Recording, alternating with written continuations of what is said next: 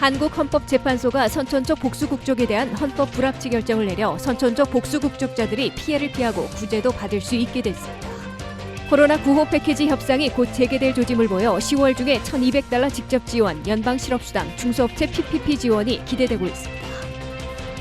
미 신규 실업수당 청구 건수가 지난주 87만 건으로 다시 늘어나고 있어 비상이 걸렸습니다. 10월에 영주권 문호에선 취업 이민의 모든 순위가 오픈된 반면 가족 이민은 모두 제자리 걸음했습니다. 코로나 대유행으로 미국의 상업용 부동산 시장은 침체를 겪고 있는 가운데 주택 시장은 호황을 누리고 있습니다.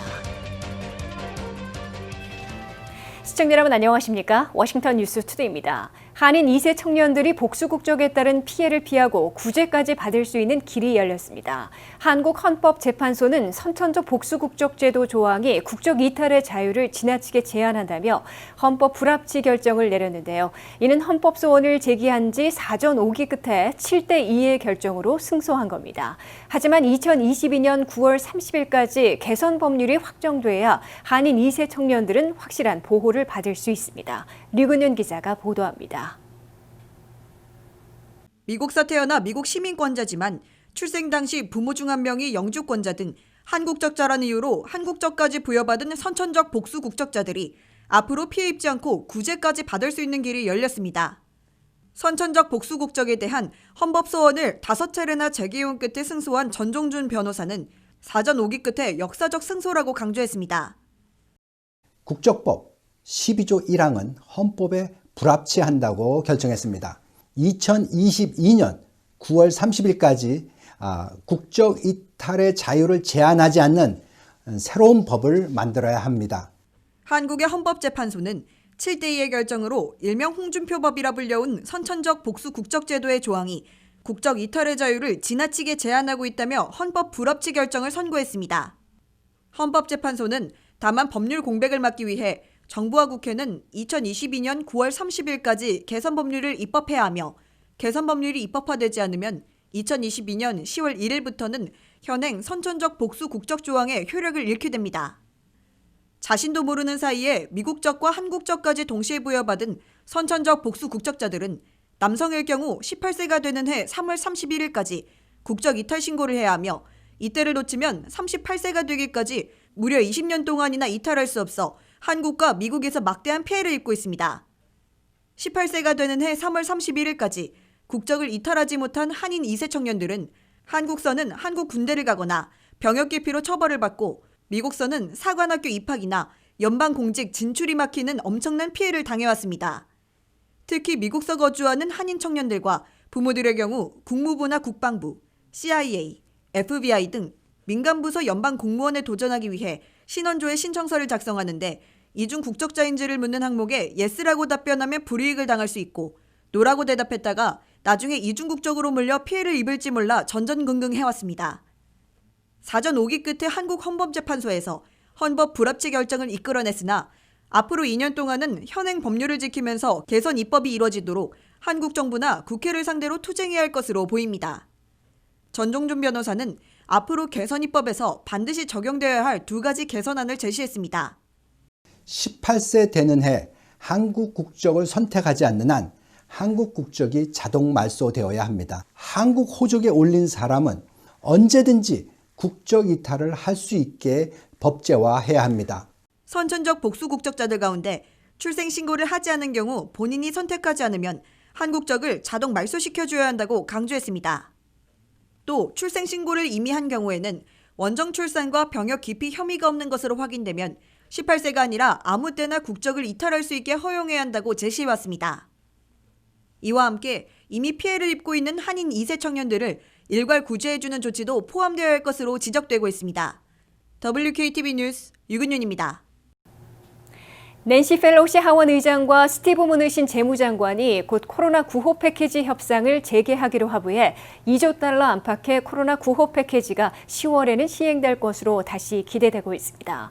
그럴 경우 10월 초나 중순에는 1억 7천만 미국민들이 1인당 $1,200씩 직접 지원받고 2,900만 실직자들은 연방 실업수당을 받게 되며 중소업체들은 종업원 급여 무상 지원인 PPP 프로그램을 신청할 수 있게 될 것으로 예상되고 있습니다.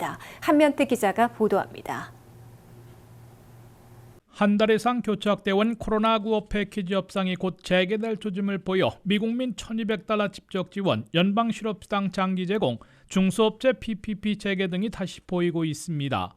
백악관의 협상 대표인 스티븐 무누신 재무장관과 민주당의 협상 상대 낸시 펠로시 하원의장이 동시에 코로나9 패키지에 대한 협상을 재개할 것임을 밝혀 주목을 끌고 있습니다. 스티븐 무누신 재무장관은 연방상원금융위원회 청문회에 출석해 펠로시 하원의장과는 최근 수일간 15번 내지 20번이나 대화를 갖고 임시 예산안에 합의했으며 코로나9 패키지 협상도 곧 재개키로 했다고 공개했습니다. Probably spoken to Speaker Pelosi 15 or 20 times in the last few days on the CR, and we've agreed to continue to have discussions about the CARES Act. And I would encourage, like we had bipartisan support in this. 이에 대해 낸시 펠로시 하원의장은 주례 기자회견에서 나는 곧 백악관 측과 테이블에 함께 앉기를 바란다면서 그들이 어디에 코로나9 패키지를 쓰려는지 알게 될 것이라고 밝혔습니다. We'll be hopefully soon to the table with them, but very soon showing you where our money would be spent. 이에 따라 민주당 지도부와 백악관의 코로나9 패키지 대면 협상이 곧 한 달 보름여 만에 재개될 것으로 예고되고 있습니다. 코로나9 패키지 협상에서는 주요 구호 조치들에 대해서는 초당적으로 합의해놓고도 총 규모에서 백악관 1조 5천억 달러, 민주당 2조 2천억 달러로 아직 7천억 달러 차이를 보이고 있어 이에 대한 최후談判이 벌어질 것으로 보입니다. 새 연방 대법관 인준 투쟁 때문에 뒷전으로 밀리는 것 아니냐는 관측도 나왔으나 미국 유권자들이 10명 중 9명이나 조속한 시행을 압박하고 있고 고용과 경제 회복 속도도 둔화되자 연방 셧다운을 피하는 임시 예산안에 합의한 데 이어 코로나9 패키지의 10월 시행까지 모색하려는 것으로 해석되고 있습니다. 9월 말에서 10월 초 사이에 코로나9 패키지 법안이 확정될 경우 미국민 1억 7천만 명이나 1인당 $1,200씩의 두 번째 직접 지원금을 10월 7일이나 14일부터 입금받을 수 있게 됩니다. 2,900만 명이나 되는 실직자들은 $500 안팎으로 부활될 것으로 보이는 연방 실업수당을 연말연시까지 받게 될 것으로 보입니다. 코로나 사태로 10만 곳이나 문을 닫은 것으로 나타난 중소업체들은 2차 PPP 프로그램의 도움을 받을 것으로 예고되고 있습니다. WKTV 뉴스 한면택입니다. 미 전역에서 신규 실업수당 청구 건수가 지난주 87만 건으로 다시 늘어나고 있어 비상이 걸렸습니다. 4주 연속 80만 대 후반을 기록하고 있는데요. 일터 복귀와 해고가 뒤섞이면서 미국의 고용과 경제 회복이 둔화되고 있다는 경고를 받고 있습니다. 이현경 기자의 보도입니다. 미국이 코로나 사태에 따른 실직 사태와 불경기에서 탈출하려 애쓰고 있으나 동력이 약해져 제자리에서 맴돌고 있는 것으로 보입니다. 미 전역에서 각 주별로 실업보험에서 실업수당을 타려고 신청한 레귤러 신규 실업수당 청구 건수는 87만 건으로 연방노동부가 집계했습니다. 이는 전주에 86만 6천 건에서 소폭이지만 증가세로 돌아섰습니다. 이로써 레귤러 신규 실업수당 청구 건수는 4주 연속 80만 대 후반을 기록했습니다. 8월 29일 88만 4천 건에서 9월 5일 89만 3천 건으로 늘어났고 9월 12일 86만 6천 건으로 감소했으나 9월 19일에는 87만 건으로 다시 증가한 겁니다. 워싱턴 수도권 일원의 신규 실업수당 청구 건수도 미 전역과 마찬가지로 2,300여 건씩 늘어났습니다. 버지니아는 2,392건 늘어나 12,492건을 기록했고 메릴랜드는 2,376건 증가한 1,234건이 신청됐습니다. 신규 실업수당 청구 건수가 지난주 가장 많이 늘어난 주 지역은 뉴욕주가 9,000명, 조지아가 6,000명 증가를 기록했습니다. 이와 함께 실제로 실업수당을 받고 있는 실직자들은 9월 12일 현재 1,258만 명으로 나타났습니다. 이는 전주에 1,262만 8천 명에서 16만 7천 명 줄어든 겁니다. 실업수당 수령자들이 한 주에 100만 명 가까이 급감해야 미국의 고용과 경제 회복이 가속도를 내는 것으로 간주되는데 그에는 훨씬 못 미치는 수준입니다. 게다가 주별 실업수당을 신청할 자격이 없지만 연방 실업수당을 받고 있는 자영업자, 임시계약직들까지 합하면 아직도 2,900만 명의 실직자들이 실업수당에 의존하고 있는 것으로 추산되고 있습니다. 이들 중에는 최대 26주간 제공하는 주별 레귤러 실업수당이 끝나 연방 차원에서 13주간 추가로 받고 있는 장기 실직자들도 150만 명이나 되는 것으로 나타났습니다. 연방정부와 경제분석기관들은 코로나 사태로 미 전역이 셧다운됐던 3월과 4월 2달 동안 일자리를 잃은 실직자 2,200만 명 중에서 절반인 1,100만 명이 일터에 복귀했으나 항구적으로 상실한 230만 명과 지속 해고되는 경우를 포함해 2,900만 명이나 실직의 고통을 겪고 있는 것으로 파악하고 있습니다. WKTV 뉴스 이영경입니다. 새 회계연도 첫 달인 10월의 영주권 문호에선 취업이민의 모든 순위에서 전면 오픈된 반면 가족이민은 전 순위에서 제자리 걸음했습니다. 다만 취업이민에서 비성직자 종교이민, 리저널센터 투자이민은 승인일이 일시 보류됐으나 임시 예산법안이 확정되는 대로 다시 열리게 되고 가족이민에서는 유일하게 EA 순위의 승인일은 계속 오픈됐습니다. 김지수 기자가 전합니다. 2021 회계연도의 첫 달인 10월의 영주권 문호에선 취업이민은 전면 오픈, 가족이민은 전면 동결로 희비가 엇갈리게 됐습니다. 국무부가 오늘 발표한 10월의 비자 블러틴에 따르면 취업이민에서는 전 순위에서 승인일과 접수일에서 컷오프 데이트가 없어져 전면 오픈됐습니다. 이로써 전달까지 유일하게 컷오프 데이트가 있었던 취업이민 3순위의 최종 승인일은 사실상 1년 반, 접수일은 6개월 진전된 셈이 됐습니다. 다만 한시법으로 시행되고 있는 종교이민의 비성직자와 투자이민의 리저널 센터는 연장 법안이 아직 확정되지 않아 일단 비자불능으로 고지됐으나 곧 임시 예산 법안이 확정되는 대로 10월에는 다시 열릴 것으로 예상되고 있습니다. 그리고 비성직자 종교이민과 리저널 센터 투자이민도 접수일은 오픈돼 10월에도 계속 영주권 신청서를 접수할 수 있습니다.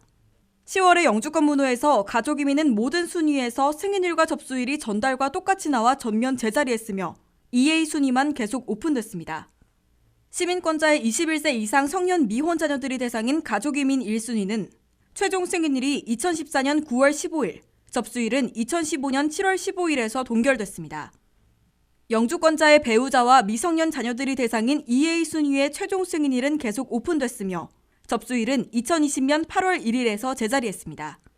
영주권자의 성년 미혼 자녀인 2순위 B는 승인일이 2015년 7월 8일, 접수일은 2016년 5월 1일로 전달과 같게 나왔습니다. 시민권자의 기혼 자녀인 3순위는 승인일이 2008년 6월 15일, 접수일은 2009년 6월 1일에서 동결됐습니다. 시민권자의 형제자매 초청인 4순위는 승인일이 2006년 9월 22일, 접수일은 2007년 9월 15일에서 제자리했습니다. WKTV 뉴스 김지수입니다. 미국의 소매업 임대시장과 상업용 부동산은 코로나 대유행 6개월이 지난 현재까지 침체가 계속되면서 타격이 더 커지고 있는데요. 반면 주택시장은 초저금리에 힘입어 호황을 누리고 있는 가운데 북버지니아 주택 판매 역시 꾸준히 증가세를 기록하고 있습니다. 지난 8월 북버지니아 전역에서 판매된 주택 중간값은 1년 전에 비해 2자릿수 상승했는데요. 주택을 내놓자마자 평균 2주 안에 판매되고 있고 알링턴 카운티와 알렉산드리아는 재고가 지난해보다 늘어 바이어들에게 희소식이 될 전망입니다. 이현경 기자가 보도합니다. 8월에 북버지니아 전역에서 판매된 주택의 중간값이 1년 전보다 2자릿수 상승했거나 비슷한 수준을 기록했습니다. 코로나 대유행으로 버지니아주도 상업용 부동산 가격이 폭락하면서 매장과 오피스 건물 등의 임대 공지가 크게 늘고 있습니다. 버지니아뿐 아니라 미국 상업용 부동산의 입지가 더욱 줄어들고 있습니다. 사무실에서의 근무는 더 줄고 대면 방식을 기반으로 한 사무실, 소매업, 식당 등은 코로나 대유행 6개월이 지나면서 최대 피해를 벗어나지 못하는 상황입니다. 버지니아주 타이슨 갤러리아와 네바다주 라스베이거스 소재 최고부 쇼핑몰인 그랜드 캐널숍 등을 소유한 소매업 계열사 직원 2,000명 중 최소 20%를 해고하겠다고 CNN 비즈니스가 보도했습니다. 코로나 대유행 사태로 인해 사업의 상당 부분이 제약이 너무 커져 인력 감축이라는 불가피한 결정을 내렸다고 강조했습니다. 그러나 재택근무 확대에 따른 탈도시화와 초저금리에 힘입어 주택시장은 호황을 누리고 있습니다. 전미부동산협회에 따르면 8월 말 기준 미 주택 매매량은 3개월 연속 증가세를 나타냈습니다. 북버지니아 전역의 부동산 판매는 1년 전보다 크게 증가했으며 주택거래 기간은 평균 2주가 소요됐습니다. 롱앤퍼스터 리얼 에스테이트에 따르면 알링턴 카운티 주택 판매가 지난 8월 전달 15% 증가해 판매 평균 가격은 70만 불로 지난해 8월보다 13% 오름세를 보였습니다. 페어팩스 카운티의 판매는 13% 증가했고 평균 판매가 58만 불로 지난해 8월보다 10% 증가했습니다. 라우던 카운티는 지난해보다 15% 증가, 평균 판매 가격은 56만 불을 나타냈습니다.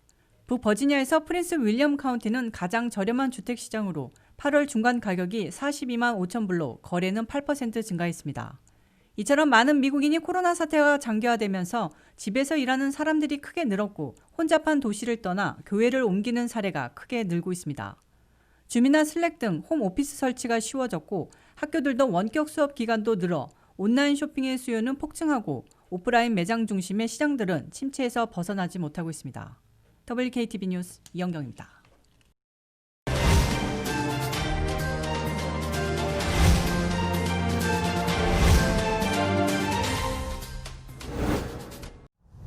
전대미문의 코로나 사태가 장기화되면서 모두가 힘든 상황을 겪고 있습니다.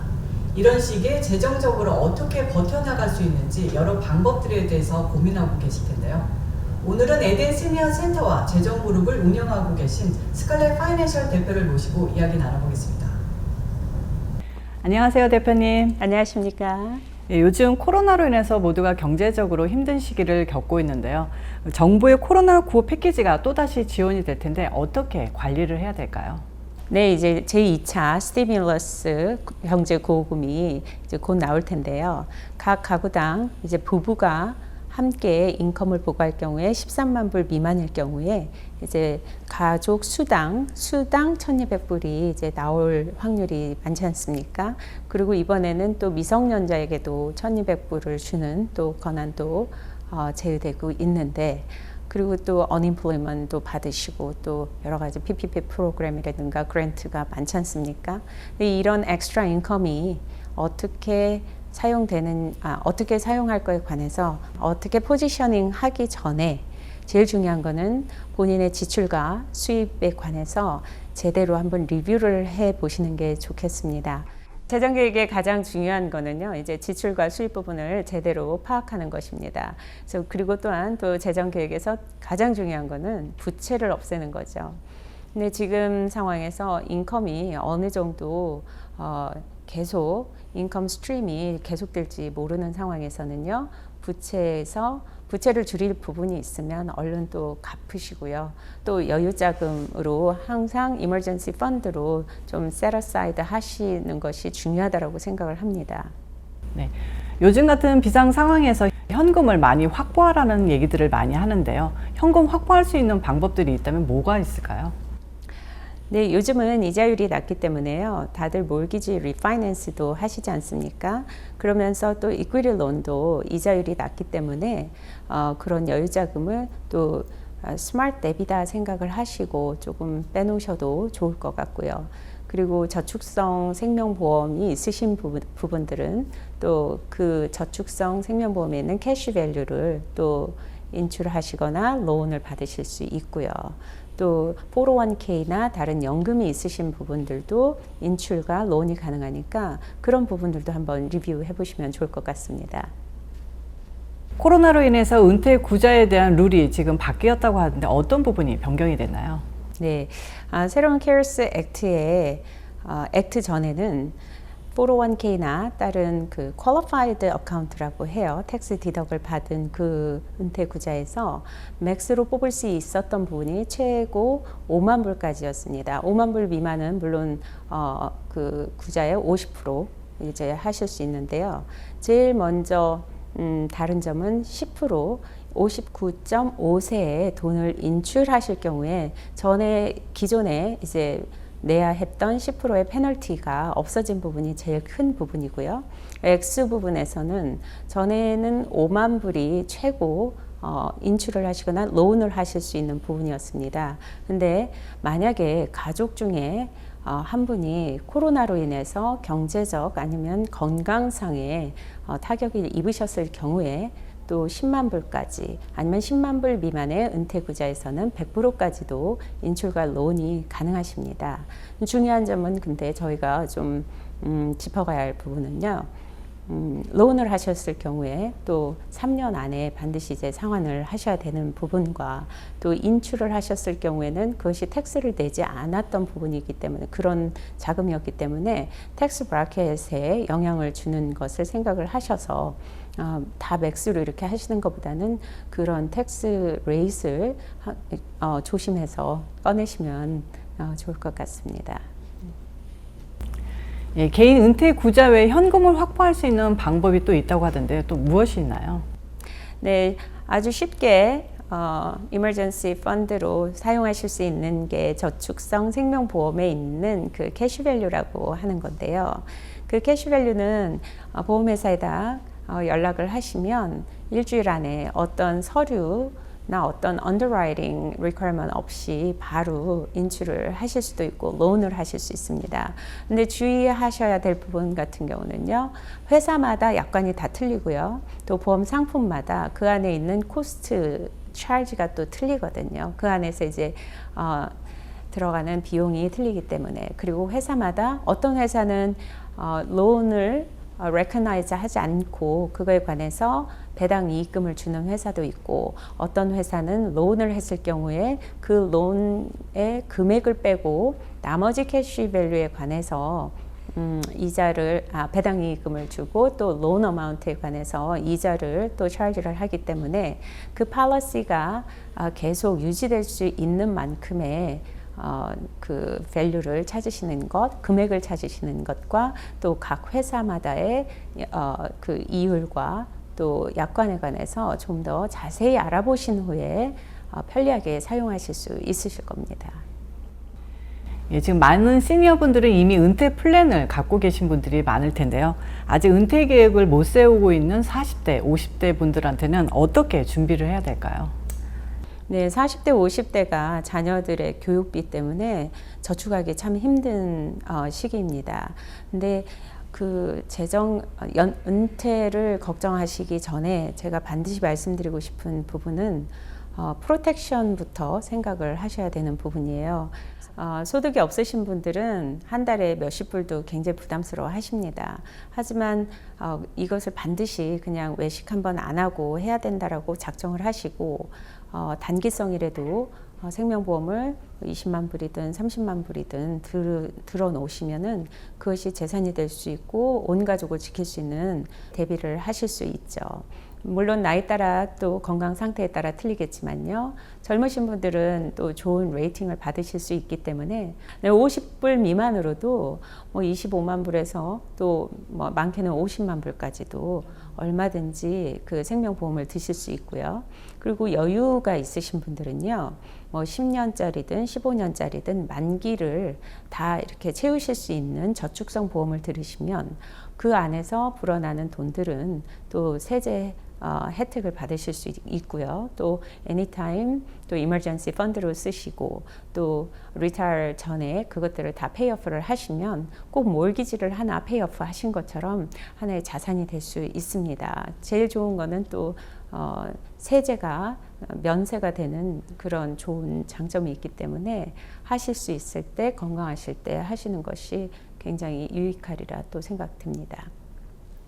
정부는 코로나로 불경기 탈출과 경제 회복을 위해서 재정 투입 계획을 밝히고 있는데요. 이런 혼란스러운 시기 속에서 각자의 재정 상황을 재점검하고 대비하는 것이 좋을 것 같습니다. 예, 오늘 말씀 잘 들었습니다. 감사합니다.